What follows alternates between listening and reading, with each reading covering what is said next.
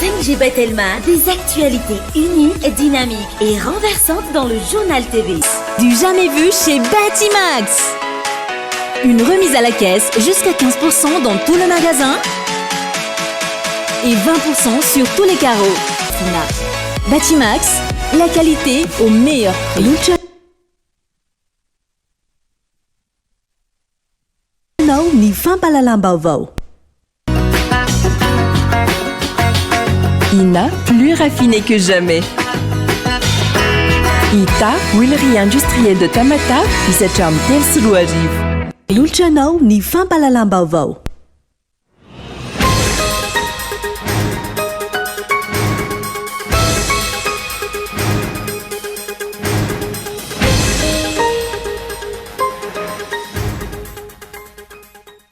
Lanina sipanitsina sy nasipanivana teny anivon'ny anteny mera-pirenena androany ny lalàna ifehezana ny ariana kibon'ny tany eto Madagasikara. Isan'ny nitarika ny adevitra ny andininy fa 720 mitsinjara ny tamberim-bidy eo amin'ny fanjakana sy ny vondrom-bahoaka itsinjara-pahefana izay nolalin'ny maro anisa tamin'ny endriny ivelan'ny tapaky ny asam-bombera. Miariary ny mizana-tsindrinila ataon'ny mpitondra fanjakana ankehitriny manoloana ny fahafana mamory vahoaka na tsy eto amin'ny tany sy ny firenena. Nanome malalaka no dia be mamakivaky ny tanàna tao be alalana ary namory vahoaka ankalamanjany ireo solombavam-bahoaka pomba ny fitondrana. Niakatra aotra faingo 400 ny tahan'ny fametraham-bola sy ny tahan'ny fampindramam-bola azona zanany eo anivon'ny banky fohibeny Madagasikara. Araka ny tapaky ny komite monétaire ny fahasivy ny volana mielasa teo. Mahatratra 7,50 ny tahan'ny fametraham-bola ary 10,50 ny tahan'ny fampindramam-bola azona zanany raha ny fanapa-kevitra ny voaka farany. Tsy marina ny vaovao miely amin'ny tambazotra tserasera mikasika ny vaovao izay navoaka ny ordre des pharmaciens ny amin'ny fitakiana ny ordonnance médicale amin'ny fividianana seringue fa kosa nisy ny fepetra no raisiny eo anivon'ny farmasia nanomboka tamin'ny herinandro ity makasika izany. Anivelany, olona miisa roa etsy no fantatra fa nitsoaka ny Soudan nanomboka ny tapaky ny volana aprily lasa teo raha olona netsiny hafa no nifindra toerana anatiny raha nitatitry ny firenena mikambana. Mitoy ny fifandonana hatramin'izao ao Darfour, faritra andrefan'ny Soudan ary ao Khartoum renivohitry ny firenena ary tsy hisy ny fitsaharanady. Ny antsipirindreo izao ankehitriny.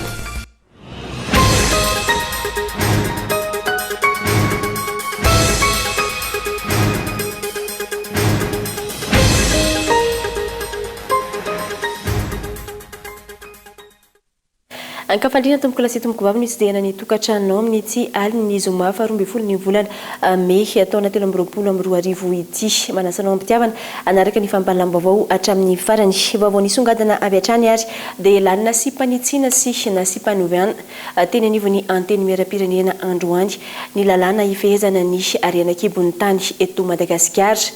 Isan'ny nitarika ny adevitra ny andininy fa 720 mitsinjara ny tamberim-bidy eo amin'ny fanjakana sy ny vondrom-bahoaka itsinjara-pahefana izay nolalin'ny maro anisa tamin'ny endriny ivelany tapaky ny asam-bombera. Ny fizarana 200 ho an'ny vondrom-bahoaka itsinjara-pahefana ary ny 300 ho an'ny fanjakana izay tsy ahitana taratra ny fametrahana ny fitsinjara-pahefana eto amin'ny firenena ho ireo solombavam-bahoaka sy ny firaisamoam-pirenena. Ivry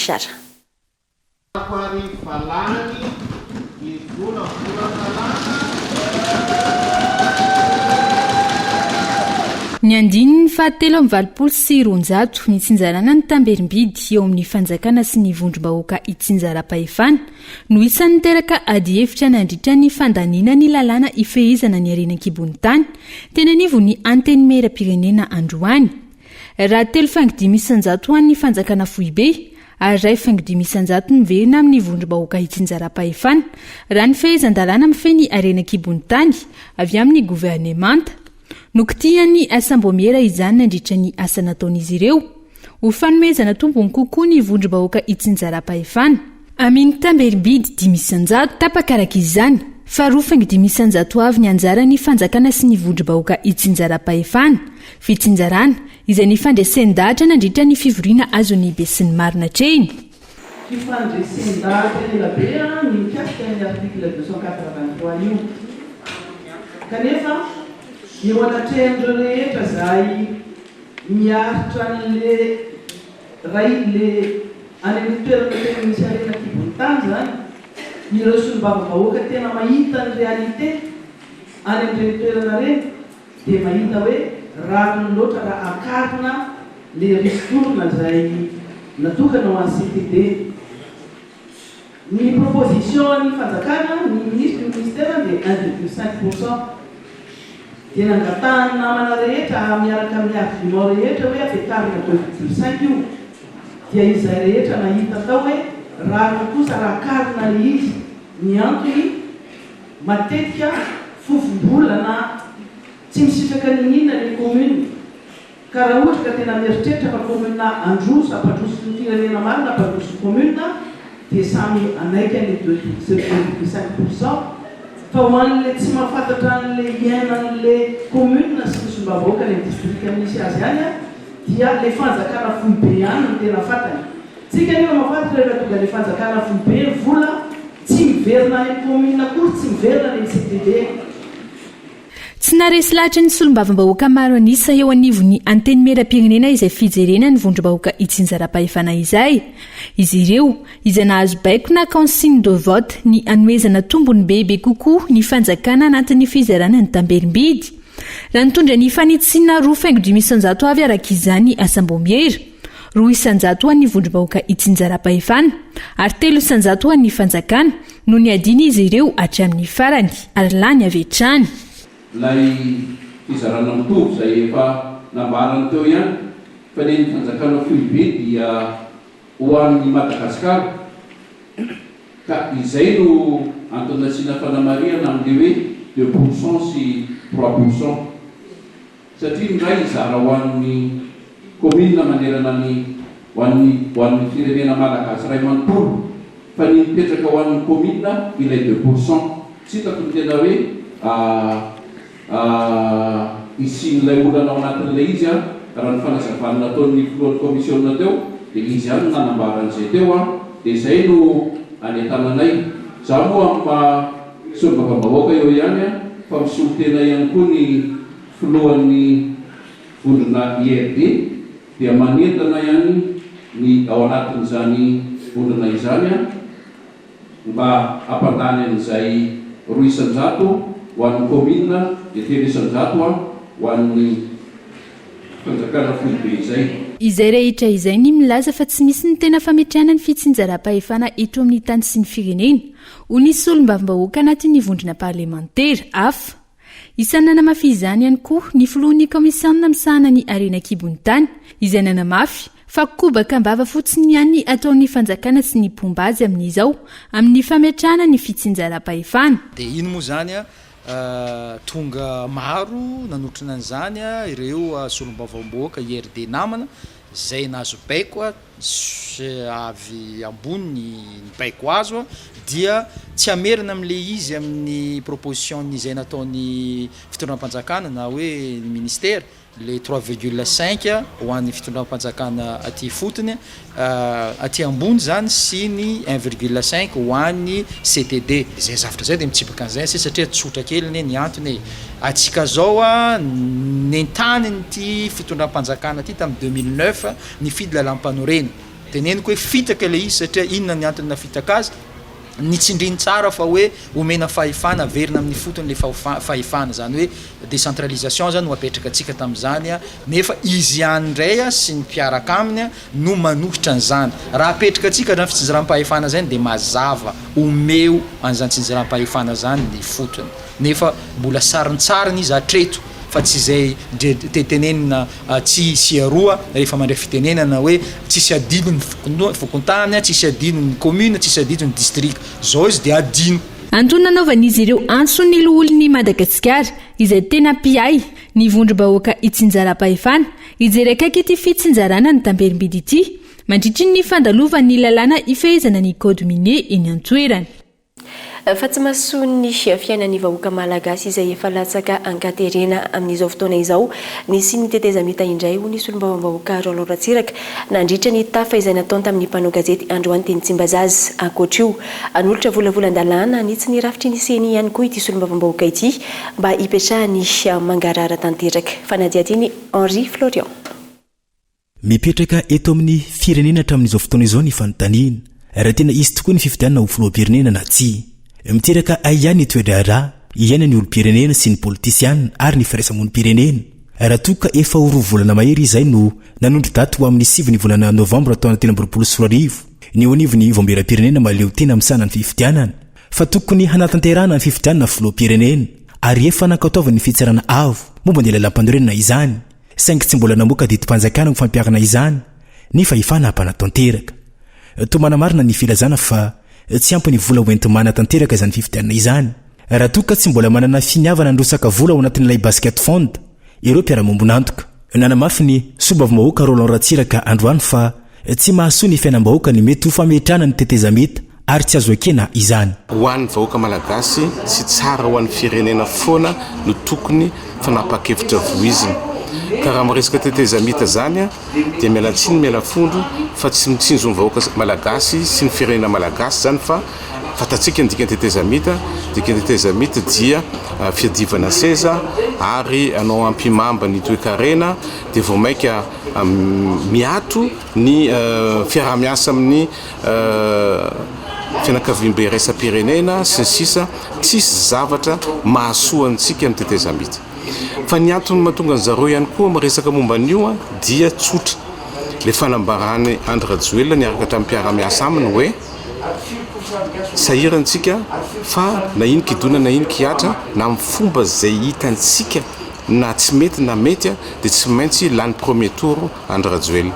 Zay fanambarana zay loza ho an'ny firenena ary zay no natonga an'zareo nanambara tsy maintsy tetezamita fa tsy midika hoe hitrifana le fitondrana dia aty amin'ny mpanohitra anao zavatra tsy mety na hanoro lalana tsy mety. Nandritry ny 200 taona manaja ny lalam-panorenana ny Amerikanina. Ny Frantsay mitovy amin'izany. Ka tsika tsy maintsy mananja lalam-panorenana, tsy maintsy manora ny vahoaka malagasy hoe alternance démocratique no tena izy, zany hoe tapitra mandan'le filoham-pirenena dia manao fifidianana. Zay tsisy ambony zay. Manampitrotraka ny fisalasalan'ny mpitondra ihany koa ny tsy fahatokisany olo-pirenena ireo rafitra miisa roa misana ny fifidianana dia ny CENI sy ny ACC ankilan'izany. Andaniny koa ny fahitan'ny rehetra ny tsy fahatomombanana ara-dalàna, ny fanavoazana ny lisy-pifidianana ary tsy azo tokisana ihany koa ny logiciel na ny rindra-baiko izay ampiasainy ny CENI ity. Takian'ny mpanao politika ny fanavoazana ny lalam-pifidianana. Handolotra tolo-dalàna entana manatsara ny rafitry ny CENI ety sombavim-boaka ny Tomasana voalohany ity raha ny fanazavany mba hipetrahany ny mangarahara. Anatina konsainy sombavim-bahoaka faly ako fa maro ny sombavim-bahoaka zany manaiky hoe ty misy volavolan-dalàna anitsy ny commission électorale nationale indépendante article anaky 10 monja farafabetsany anitsintsika anazy dia amin'izay fotoana zay miverina ohatran'ny CENI tamin'ny 2013 ny CENI zany hoe tafiditra anatinao ny mpanohitra, tafiditra anatinao ny olona manana traikefa amin'ny fifidianana satria ankehitriny ny olona mitantana ny CENI dia tsy manana traikefa amin'ny fifidianana.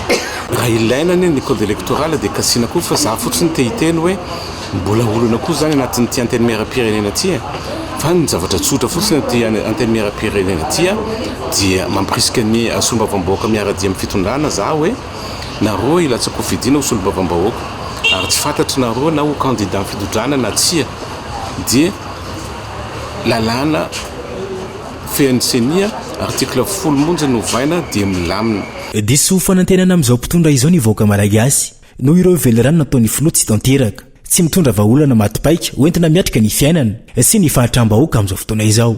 Na mafisiny ity sombavim-bahoaka ity ihany koa fa efa zava-dehibe ho an'ny mpandraharaha ny fiamora ny fanjakana ary nampalalaka ny sehatry ny vanila amin'izao fotoana izao. Nahita aza fa tary izany fanapahan-kevitra izany. Fa miariary ny mizana tsindrinila ataon'ny mpitondra fanjakana ankehitriny manoloana ny fahafahana mamoro vahoaka na tsy eto amin'ny tany sy ny firenena nomena malalaka no dia be mamakivaky ny tanàna tao be alanana ary namoro vahoaka ankalamanjany ireo solombavim-bahoaka pomba ny fitondrana ka etan Andriatsilavo. Nanaitra ny maro ny nahita ny zavanitranga atao be alanana omaly raha ny taona sy namoro vahoaka atao an-toerana ny solombavim-bahoaka manohana ny antoko miaraka amin'ny fitondrana dia be namakivaky ny tanàna niaraka tamin'ireo solombavim-bahoaka manohana ny filoha voafidy tao amin'ny faritanin'ny Mahajanga.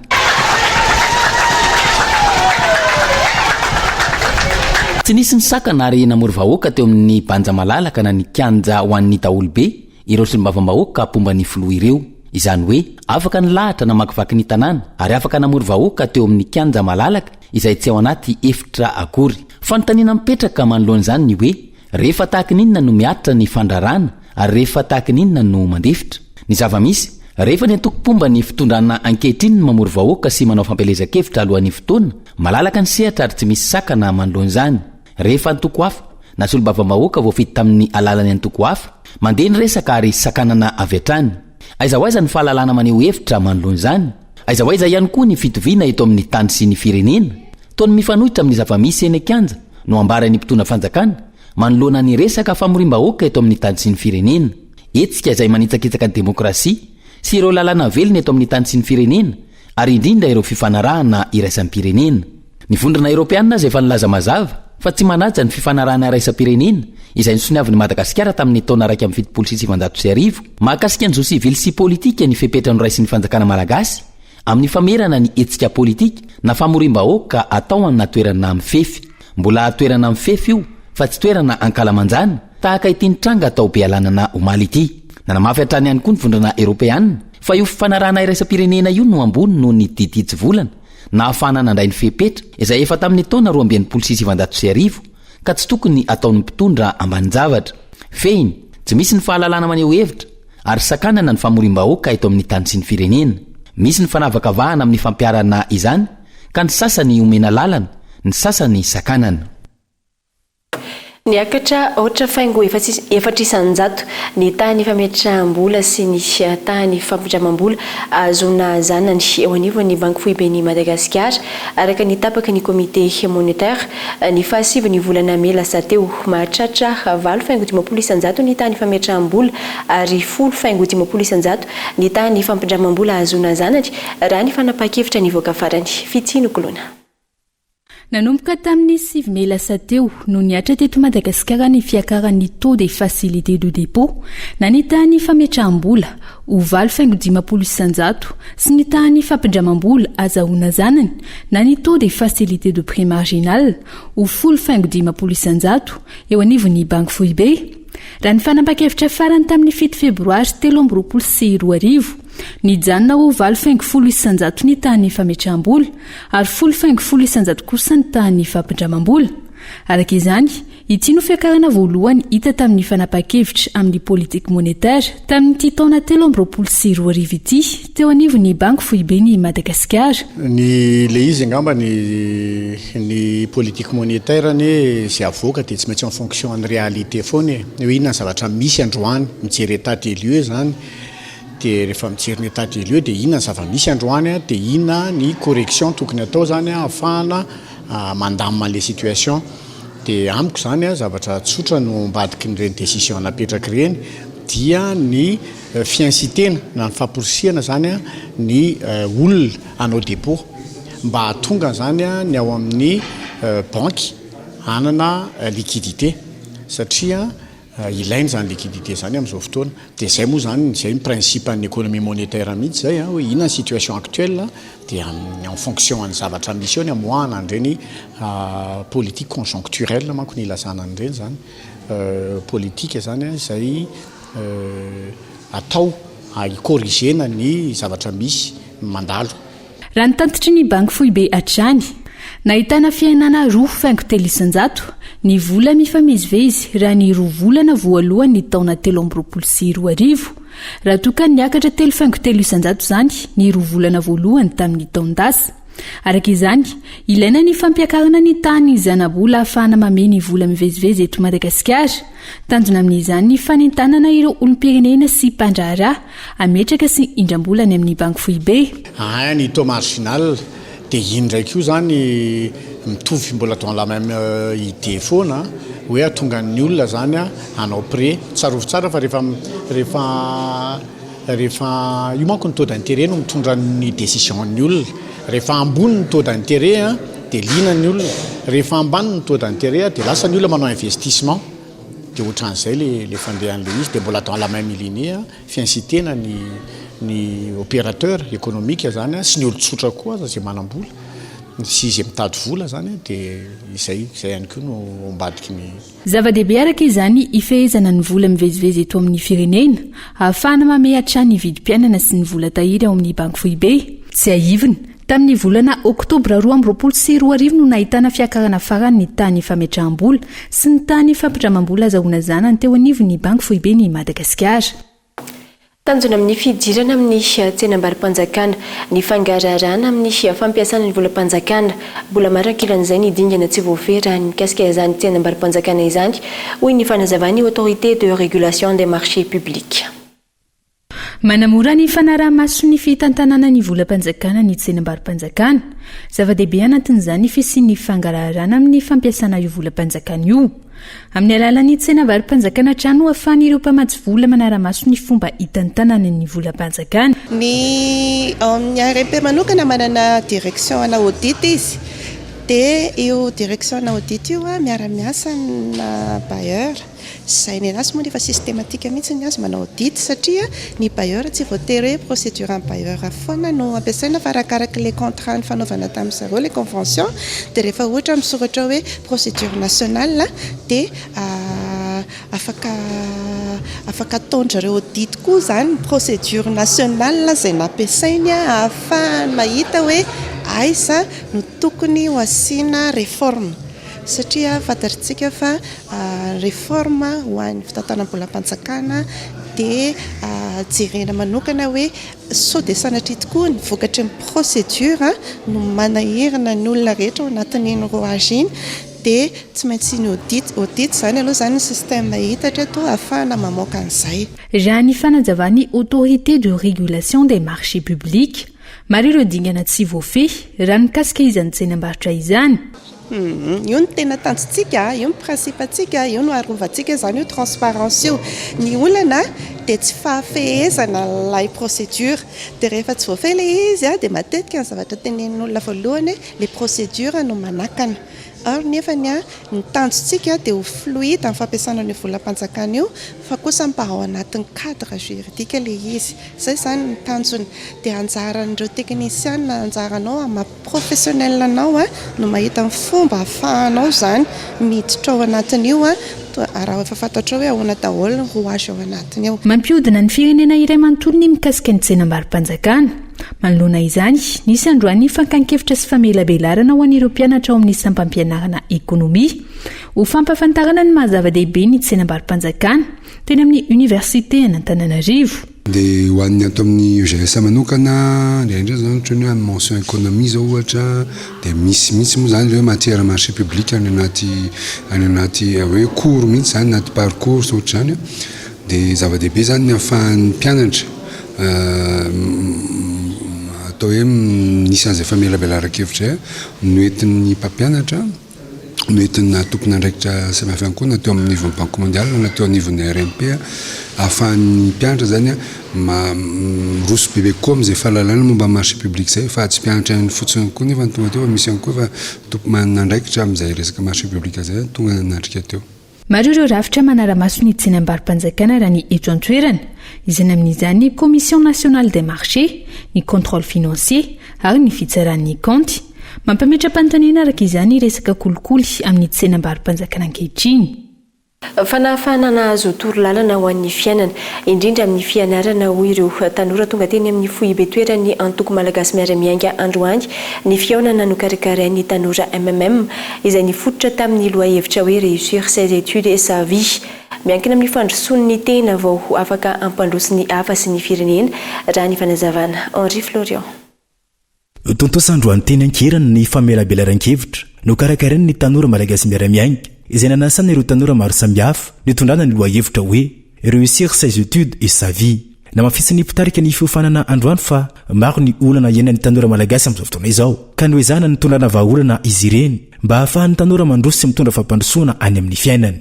Teboka telo lehibe no nivotra fa isan'ireo olana ho an'ny tanora tonga teo natoerana raha ny fanazavana ary nomena vahaolana izy ireo manoloana izany. Maromaro ny vahaolana natolotra ho an'ny zareo. Anisan'izany zany hoe manaova ny zavatra tianareo manana talenta tsara fa tsy ampy fa misafidiana asa tianareo zay fitiavana zay a miampy ny talenta miampy ny ilainy zao tontolo zao no ampiarahana vahaolana faharoa nomena andry zareo koa dia ny fananana discipline izany hoe tokony ho fantany a ny zavatra manandanja eo amin'ny fiainana ary iny sy iny ihany a no tokony andaniny ny rondoana andaniny ny fotoana aloha zay vao manao izay mety hoe mahafinaritra na angatahany sasany satria samy manana ny zavatra manandanja eo amin'ny olona tsirairay ka mba nijara nanome andreo tanora reo karazana piste vitsivitsy ahafahany a misafidy ary fahatelo farany a dia mila mahafantatra izy hoe richesse ny fahasamihafana ary zay maizy anazy zay no avoakany na mafisin'ireo tanora nandray anjara nrehetra ity fotoana androany ity fa zava-dehibe ny fisian'ny hetsika tahaka izao ahafahana manaova ny toeam-piainana sy ny fomba fisainana tena nafinaritra dia ny hoe nyresaka moral aloha voalohany indrindra satria teo amin'izay tanora dia azo tao anatin'izay ny toro lalana indrindra amin'ny fiainana hoe atony lalana araka formation izay nomeny erika biatanana dia tena nafinaritra tataon'ny malagasy miaramiaina fa nahazo an'izay moralité zay entana manitatra an'izay nanivon'ny fiarahamonina findrindra ihany koa fa fanatsarana ny tenanao voalohany indrindra aloha satria araka ny formation teo dia hoe rehefa mandroso aloha ny tenanao a dia zay anao vao afaka mpandroso ny hafa satria rehefa tsy tianao aloha ny tenanao dia tsy normal mihitsy ho tianao koa ny hafa zany hoe tombontsoa amin'ny mpianatra le izy sy mampahomby amin'ny fiainana zany dia ahafahanao miezaka sy manatsara amin'ny fiainanao zany ny olana mahazo ny tanora rehefa vita amin'ny fianarana ohatra dia fantatra teo ny vahaolana atao amin'ny sy tsy tokony atao aminy le misy an'le conférence ohatra zao no manampy an'ny tanora ahafahany manitsy an'le lalana tokony ale zava-dehibe ho an'ny tanora malagasy raha ny fanazavana ny toro lalana tahaka izao ka izany indrindra no antony nanosika ireo tanora avy amin'ny antoko malagasy miaramiaingy ny karakara ny hetsika mba hahamafy orina ilay teny filamatra ny antoko hoe izay manoro lalana mahitsy mamindra aina tsy zarizary ny fotodrafitrasa manara-penitra najoro amin'ny distrika ny voemary hoy nisy olombaombahoaka voafidy tany antoerana ny taraina mitete ary fenondrano ny CSB manara-penitra najoro izay kasaina hotokanana atoato tsy vita hatramin'ny farany ihany koa ny sekoly manara-penitra eo andrenivohitry ny faritra manadiadina tsy zarizary avokoa ireo fotodrafitrasa voalaza fa manara-penitra najoro ao amin'ny distrika ny voemary isan'izany ny sekoly sy ny toeram-pitsaboana mbola tsy nitokanana akory mitete ny CSB ao amin'ny commune ambanivohitra Belambo rehefa avy ny orana CSB izay tsara ivelany fotsiny ihany raha ny fanazavana ka tokony hojerena kaiky mialohan'ny itokanana azy efa vita somantsara araka ny fahitanay io fotodrafitrasa io kanefa ny tegna mampanahirana ny mieritreritra aza amin'izao fotoana izao ty fa raha sendra avy ny orana dia tena mahagaga ny mieritreritra hoe fotodrafitrasa manara-penitra ilay izy satria feno tate ao anatin'ny eraky ny trano amin'izao fotoana izao ka mila jerena akaiky izany fahavitan'ny fotodrafitrasa manara-penitra zany satria izany ve no azo omena vahoaka malagasy izany ve no mendrika ny vahoaka malagasy ka raha ny amin'ny amiko manokana raha ohatra kao mbola tsy vitegna ara-dalagna io fitetezan'io tragno io dia tsy tokony ho tokanana io CSBD manara-penitra izay nataon'ny fitondram-panjakana amin'ny commune ambanivohitra Belambo amin'ny distrikny Voemara io ilaina ny fotodrafitrasa ahafahana mampandroso ny faritra tsirairay avy saingy tsy tokony atao tsirambina ny fanorenana azy ireny ary tokony hoentitra amin'ny fanaraha-maso ny tompona andraikitra ankoatra ny toeram-pitsaboana sy ny sekoly terena hanotrona ny ministra tompona andraikitra ireo mpampianatra hoy ity solombavam-bahoaka ity ny mpampianatra izay tsy tokony atao fitaovana fa ho raisina ho mpiasa-panjakana araka ny tokony ho izy araka ny fanirian'izy ireo araka ny fahenonay dia andeha izara ny contrat ny mpampianatra frama dia maniry zahay dia ny mba ho rekritegna daholo ny mpampianatra framy amin'ny distrikny Voemara satria tsy atao fitaovana izy reny ary zahay maheno amin'izao fotoana izao ty satria mafimafy manitourné zay ataonay tatoato dia midina akaiky ianareo dia manao forcé ny mpampianatra zay tsy maintsy tonga amin'ny fahatongavan'ny ministra dia niangatanay mba no ampidirina izy ireo amin'ny mpampianatra fanjakana.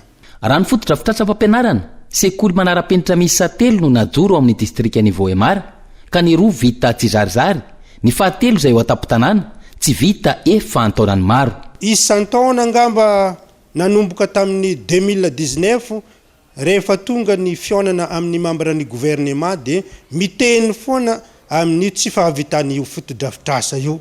Ka amin'izao fotoana zao hitatsika fa na ianareo zay nandeha nitokana ny lalana RN5 tany ataoko fa nahita maso ny tsy fahavitany io école manara-penitra zay 12 saly io ka mahamenatra no milaza azy io. Tsy fantatra mazava hatreto ny antony tsy avitan'ny sekoly manara-penitra ao amin'ny renivohitry ny faritra io.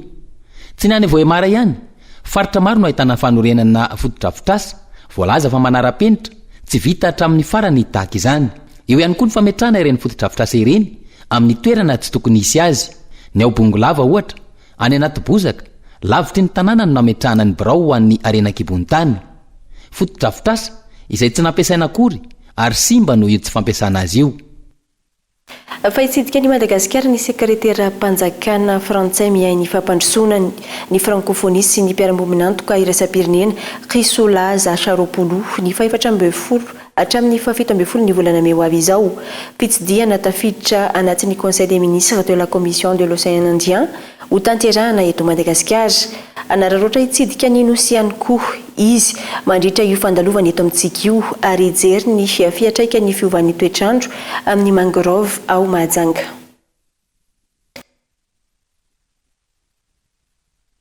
Amin'ny filefa na ny fikambanana leo fahantrana izay ivondronan'ny olon-tsotra maro eto an-drenivohitra. Tsisy vola mivaingana alohan'ireo mpikambana amin'ny fahazonany tany. Tsy paipaika no atao ary tany misy taratasy ara-dalàna no zaraina amin'ireo mpikambana raha ny fanazavana. Fikambanana mijoro ara-dalàna ny filefa izay mifototra amin'ny asa sosialy. Fikambanana mahaleo-tena ihany koa tahaka ny fikambanana rehetra manana viana manokana ny fikambanana ny leo fahantrana izay efa hitana mpikambana analiny amin'izao fotoana. Isan'ny goavana amin'izany ny fanomezana tany ireo mpikambana ao aminy. Izay moa dia fikambana ny leo fahantrana izay mijoro ara-panjakana nazahoana taratasy tamin'ny prefektura n'Antananarivo. Izahay dia mifototra amin'ny resaka asa sosialim-bahoaka. Ao anatin'izay dia manana ny programan'asa izahay fikambanana izay miavy teny izahay. Tsy miankina amin'ny atoko politika na miankina be fahatany amin'ny fitondram-panjakana. Izay misy ny vinan-kevitray hanome tany ho an'ny mpikambana. Ny tany izay ho zarainay amin'ny mpikambana dia tany amin'ny alalan'ny ezaky ny tsirairay avy satria mahantra ny vahoaka malagasy. Ny fototry ny fahantrano ny vahoaka malagasy voalohany indrindra dia mifanofanatrano. Fa anao tsy paipaika izahay anaovanay ezaka mba azahoana tany. Na tany ny fanjakana malagasy izay anaovanay fangatahana izany ka azonay ara-dalàna dia ho zaraina ho an'ny mpikambana izay mavita ny tsy paipaika. Izay efa ny fanarahanay tsy misy antery ny tsy paipaika izay nataonay. Fa ny olona izay resy lahatra hiala amin'ny fahantrana, resy lahatra dia miditra ao anatin'ny fikambanana dia mandoa an'izay tsy paipaika. Manoloana ny firoborobony ity fikambanana ity misy ankehitriny olona misandoka ny laza ho isan'ny mpikambana ka nisy lokolona tamin'ny alalan'ny fanangonana karapanondro sy fakana vola izay nilaza fa izara-tany ary nampiasa ny anarany filoham-pirenena ihany koa. Ny filefa izay nilaza mazava fa tsy nisy baiko avy amin'izy ireo nanangonana karapanondro sy nakana vola tamin'ny alalan'ny karatra famantarana azy ireo. Ankehitriny dia misy le karatra zany hoe raha mavita n'le tsy paipaika le olona dia misy karatra kely pirofo hoe ity nahavitana tsy paipaika. Ireny karatra ireny nefa dia hoentin'ny olona hetseroa misoloky dia amidin'ny olona fa hoe misy tany izay ho zarainy ny fanjakana malagasy président Andry Rajoelina. Izany dia lavina eto izany fa ny tany izay ho zarainay amin'ny mpikambana dia amin'ny alalan'ny ezaka ny tsy paipaika ny vidananay tany sy anaovanay dossier amin'ny fangatahana ny tany izay amin'ny fanjakana malagasy. Tany tsy misy problème na ny kely ara fa ny olona izay mpanajary na namainty milany an'io tany io no mifanaraka ara-dalàna aminay hatramin'ny tompon'andraikitra any fotony.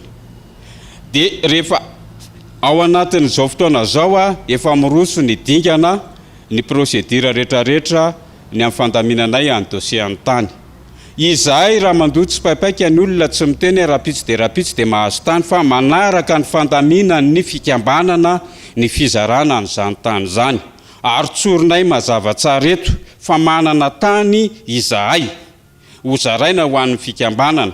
Ka raha misy miteny sy manelotra hoe tsy misy ny tany lavinay zany tompoka fa fanosorapotaka ary fa mitehana an'izao fikambanana izay fa manana fanantenana fa anany ny anjara masoandrony vahoaka malagasy izay miditra ato anatin'ity fikambanana ity. Manamelika ny fisolokiana amin'ny fampiasana ny anaran'ny filefa ary nanamafy-hatrany fa manaraka ny dingana araka ny tokony ho izy sy ny lamy mapetraka ny fikambanana ny fizarana ny tany izay ataon'izy ireo amin'ny mpikambana. Ny fikambanana ihany koa tsy manao politika ary tsy mitondra firehikevitra politika.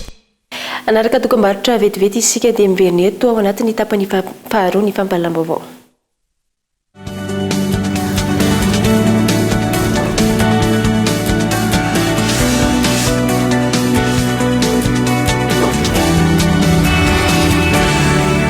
Lalao atsika tellement mitsara cadeau isaky mividy totra teny manety na yellow one ianao dia mahazo cadeau foana. Ie mahazo cadeau foana na amin'ny numéro 038 na 034 anao sady mandray anjara amin'ny fisariana isan-kerinandro sy any amin'ny farany lalao. Fisariana azahoanao finday avo lenta Motorola Edge 5G, kit mbalik, TV écran plat ary PS5 sy loka maro hafa koa. Ao ilalao e! Lalao atsika za tellement za mahazo cadeau.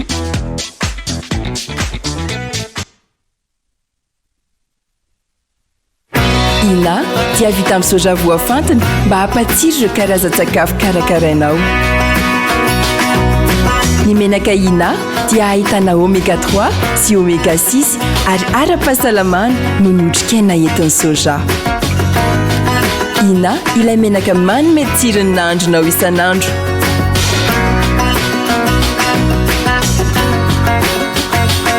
Ina, plus raffiné que jamais. Ita, huilerie industrielle de Tamata, 17 jambe tel sous arrive.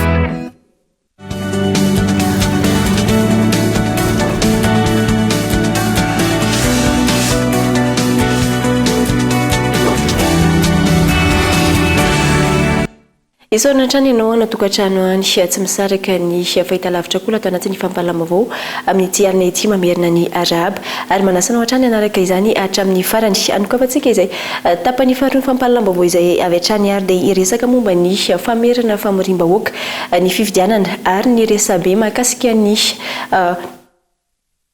tetezamita no hoentin'ny fandaharana ankitsy-po any Oalina ao aoriana izao fampalam-baovao izao andao arahantsika ary ny sombony amin'izany. Malalaka sa tsy malalaka araka ny masotsivana ijerevana azy no ilazan'ny sasany hoe tsy malalaka mihitsy eto, ilazan'ny sasany keo hoe raha oharina any amin'ny tany sasany zay anjakan'ny jadona dia tena malalaka mihitsy eto amin'ny firenenantsika eto. Raha jerevana koa tsy ampitahina amin'ny firenena sasany zay lasa lavitra amin'ny demokrasia dia ary tany dandalana dia manaja zany fenitra ny demokrasia zany dia mbola lavidavitra ihany tsika raha ohatra ka jerevana amin'izay hoe malalaka sa tsy malalaka. Marina fa maninona moa izy hoe tsy misy vonon'olona na fanenjehan'olona na fanaovana inona moa izy hoe toetra tsy zaka amin'ny inona moa izy olo-pirenena malagasy na ny mpisehatra amin'ny lafin'ny société civile na ny syndicat na ny antoko politika nefa koa itsika koa dia mahare fa misy no mitaraina hoe tsisy ny faralahana ka zay aloha no ataoko fampidiranana taratasy na lefa ny teo anivo ny fiadidinany repoblika ho an'ny masovoany vondrona eropiany ity no engatsika zay milaza mazava fa hoe malalaka ny famorim-bahoaka eto Madagasikara rehefa manaja lalàna velona zany ny antoko tsirairay avy kanefa ny hitatsika ny faneho-kevitra ministry ny atany sy ny fitsinjaram-pahefana zay hita fa mametra ihany ny fahafana zay hoe maneho hevitra ny mamorolona raha toka tsy atao anaty toerana voafefy ahafana mame an'izay filaminam-bahoaka zay manahoana ny fahitanao an'izay za manokana zany aloha dia manaja ny lalàna ary ny lalàna zany tsy ny lalàna navoaka ny malagasy ihany tsy lalàna navoaka ny fitondram-panjakana ihany fandimby fa maka tokotsika ny lalàna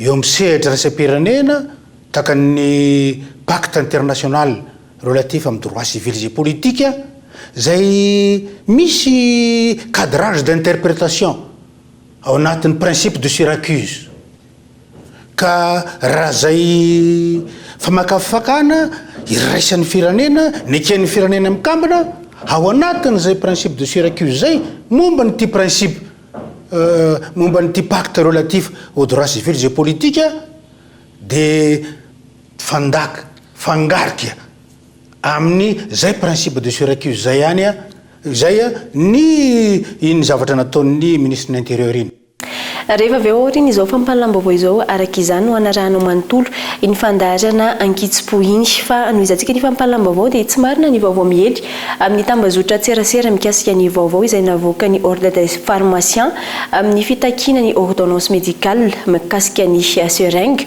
fa kosa misy ny fepetra noraisy ny ho anivo ny pharmacie manomboka tamin'ity herinandro ity makasika izay Rifiala Rabarivelo. Manoloana ny fiparitahan'ny roro eto amintsika mitaky fepetra amin'ny fifidianana seringue ny eo anivo ny farmasia na ireo toeram-pivarotam-panafody ankehitriny anton'izany ny hitsonjovana ny rehetra amin'ny alalan'ny fampiasana seringue izay fitaovana hitsondromana zava-mahadomelona toy ny tanora. Manoloana ny fiparitahan'ny zava-mahadomelona eto Madagasikara dia andraikitry ny tsirairay no manao zay hevitra rehetra hiadina amin'ny fiparitahan'izy io.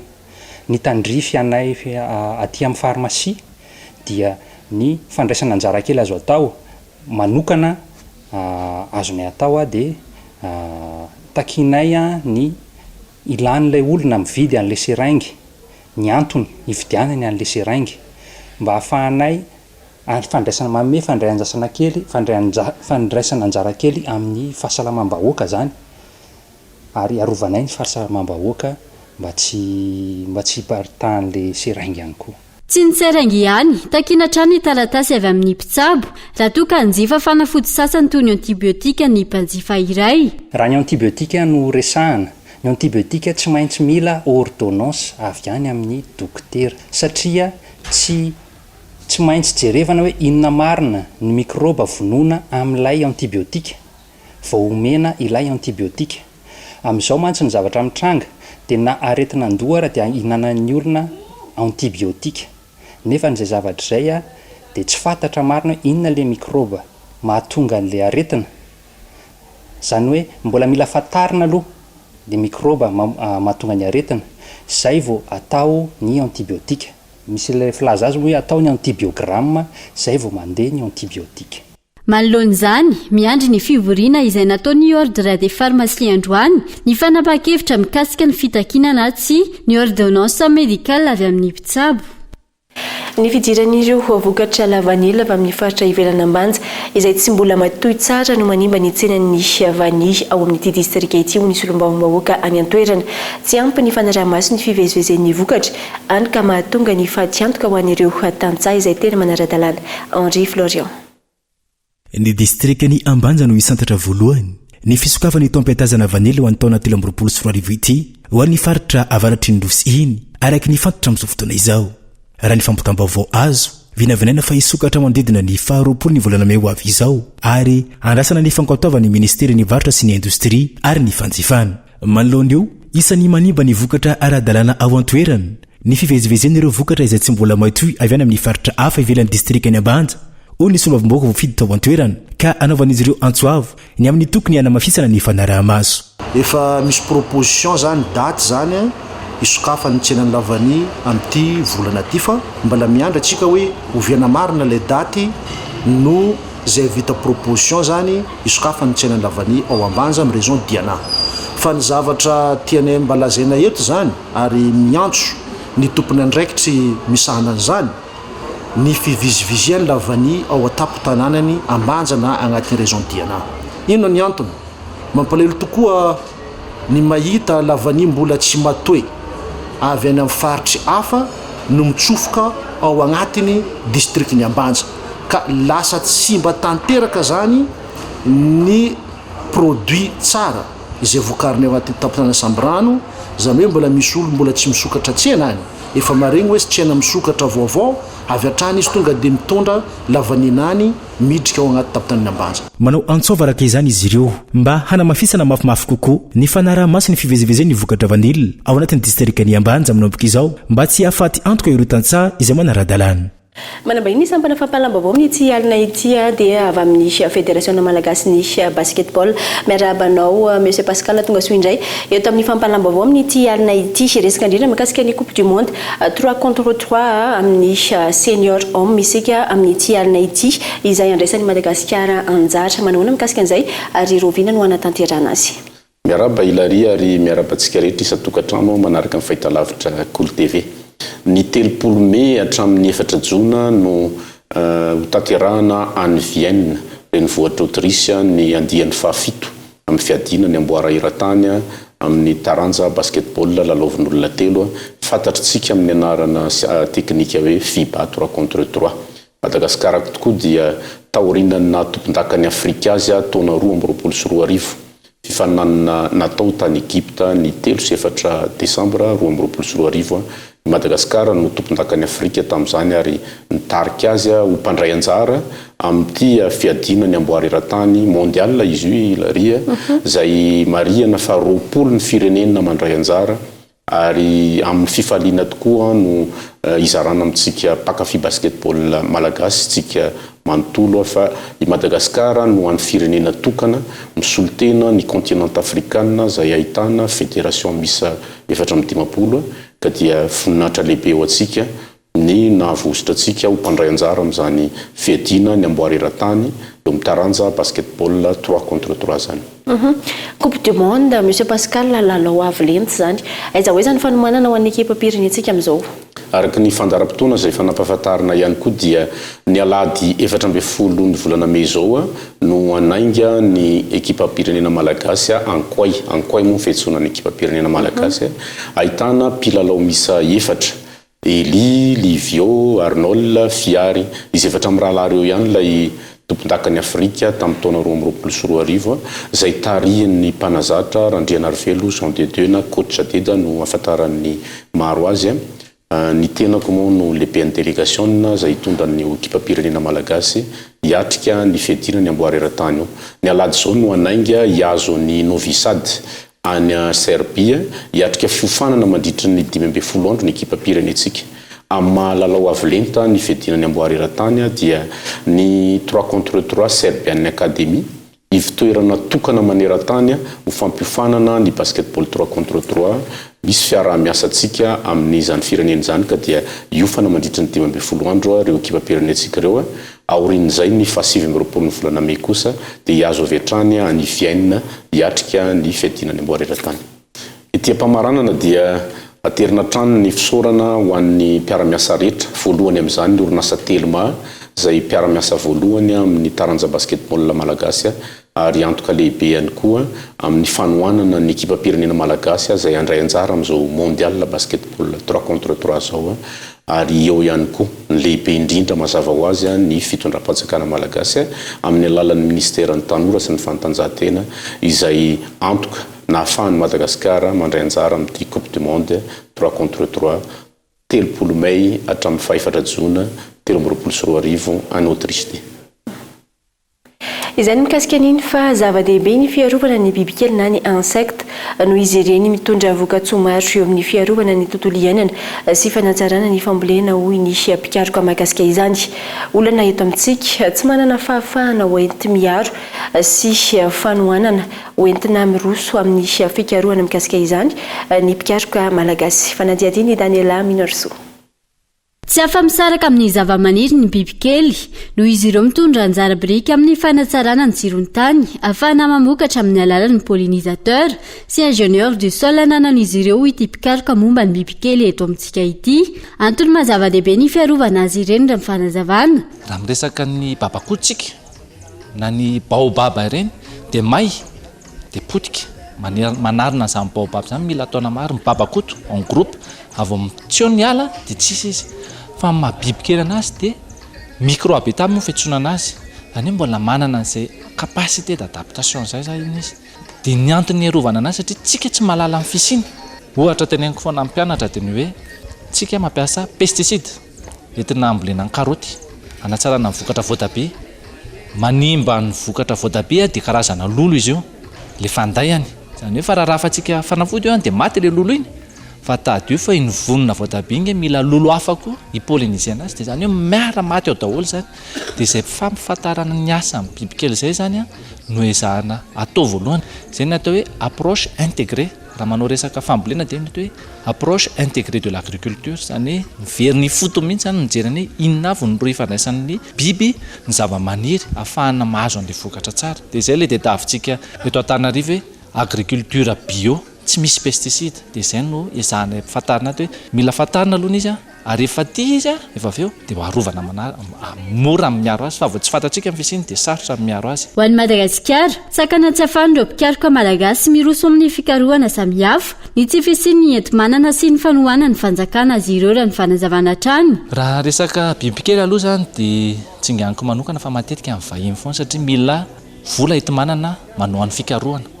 Ary matetika amin'ny vahiny mahazo tombony satria ny firenena matanjaka dia manokana vola manokana ho an'ny mpikaroka izy. Izay mahatonga ny hoe université any Harvard, ny Francfort, financement ngeda be ireny. Fa ny tombony dia izao, ezaka mivarotra telefona anankiray appel dia izay ilay ataontsika hoe droit dia misy tamberina miverina makany amin'ny université nanao an'ilay fikarohana. Eto Madagasikara izay tsy misy fa lazaina dradraina foana mandany vola ny CSS. Dia izao zany vokatra anankiray ampifantarina ho an'ny daholo be ny mpikaroka malagasy efa menina amin'ny fahalalana, menina fitaovana dia afaka manao zavatra ary afaka miaro. Dia izay ny tanjona anankiray amin'ity projet za-bibikely ity, partenariat public privé satria ny financement ny gouvernement tsy misy. Dia izay zany mahatonga mpikaroka malagasy mitady an'ilay fiarah-miasa amin'ny any ivelany. Dia ny tanjona faharoa manaraka an'izay dia ny fiofanana malagasy. Raha resaka vitsika izao dia efa misy ny anarana malagasy roa na telo fa spécialiste. Ny lolo izao dia formé an'izay koa zany ny tanjona hoe mba misy olona malagasy mahay resaka lolo fa tsy vazaha foana amin'ny resaka fiompiana azy. Tsy aivana, tsy fahita firy manerana izao tontolo izao ny 700 ny zava-mananay eto Madagasikara. Isan'izany ny lolo manana karazana hatrany amin'ny 9,000 izay ahina ho lany tamingana noho ny fampitehan'ny tontolo iainana. Ahafahana manondrana ireo biby mampiavaka ny Madagasikara ho ara-dalàna. Isy ny fampianarana ny tsirairay iompy azy ireny, ho loha raha mbola ny tsirairay fa indrindra ho an'ny firenena. Ny lolo ireny zany misy karazany be dia be ilay izy. Fa ny olana dia araka teneniko hoe adino satria ny ezahana hoe tsisy antony ny lolo ny bibikely. Dia tsy voaro izy. Tsika manana ny hoe CITES. Izany hoe raha manondrana biby ianao dia tokony accorden'ny maître hoe reto any ny quota. Satria raha ohatra hoe ahondranao daholo ny voay dia tsisy intsony zany dia lasa lany tamingana ny voay eto Madagasikara. Dia ohatr'izay koa zany izay ny asan'ilay CITES. Fa tsika mahatsikaritra fa any andafy misy lolo eto Madagasikara tsy latsaky ny 10 € tonga hatrany amin'ny 20 à 40 €. Lolo anankiray io dikan'izay zany misy commerce illicite eto. Dia izay ny tanjona hoe mba tsy illicite ilay izy fa mba commerce légal. Dia ampianarina ny olona io fa tsy hanao collecte sauvage fotsiny dia isin'ilay économie miverina ary fentina hanatsarana ny tontolo iainana izay. Notokanana tamin'ny fomba ofisialy androany tetsy Merikasina ny za-bibikely, insektarium voalohany eto Madagasikara, toerana natao iarovana ireo bibikely. Ahitana ireo bibikely toy ny vitsika, lolo, fasomary voangory, fiara-miasan'ny samy malagasy fa indrindra ireo mpampianatra mpikaroka eny anivon'ny université any Antananarivo. Ny sitraka fotodrafitrasa ho an'ny rano fisotro madio tsy vidimbola ireo mponina ao amin'ny fokotany Vohitrarivo sy fokotany Antanamanjaka distrikta Antsirabe voalohany. Vokatry ny fiara-miasa tamin'ireo mpiara-miombonantoka ka nahafahan'ireo mponina nisotro rano madio tsy toy ny teo aloha. Andrinirina Randriamiarsoa, Kolo Antsirabe. Anisan'ireo olana no sedrain'ireo mponina antonany maro teto amin'ny fokotany Antanamanjaka ny tsy fisiany rano fisotro madio satria dia teto amin'ity loharano ity no maka rano hosotroana sy andrahoana sakafo ireo mponina ary eto ihany koa manasa lamba sy misasa ireo zazamam-behivavy. Nisy arak'izany no fiara-miasa ny solombavam-bahoaka izay voafity tato anatin'ny distrikta Antsirabe voalohany niaraka tamin'ireo mpiara-miombonantoka avy any ivelany ka nanome tolo-tanana nahafahana nanamboatra fotodrafitrasa ho an'ny rano fisotro madio teto amin'ny fokotany Antanamanjaka. Trano fidiovana miisa roa sy toerana fanasana lamba ireo natolotra ho an'ireo mponina tetỳ an-toerana. Tanjona hoe ity solombavam-bahoaka ity ny isitrahan'ireo vahoaka rano fisotro madio tsy vidimbola amin'ny fitrandrahana loharano. Zao zany izy eto miavaka tsara mihitsy ny rano sotroina ny anasana lamba ny androna fa teo aloha zany dia eo ny mandro ny zazamam-behivavy dia io rano indray tovozina amin'ny kopy ho atao any an-trano. Dia nitanjoko moa zany dia eto amin'ity tanàna Antsirabe ity dia meny mba hanome rano fisotro madio satria zo ny olo-pirenena tsirairay aby zoa ny fisotroana rano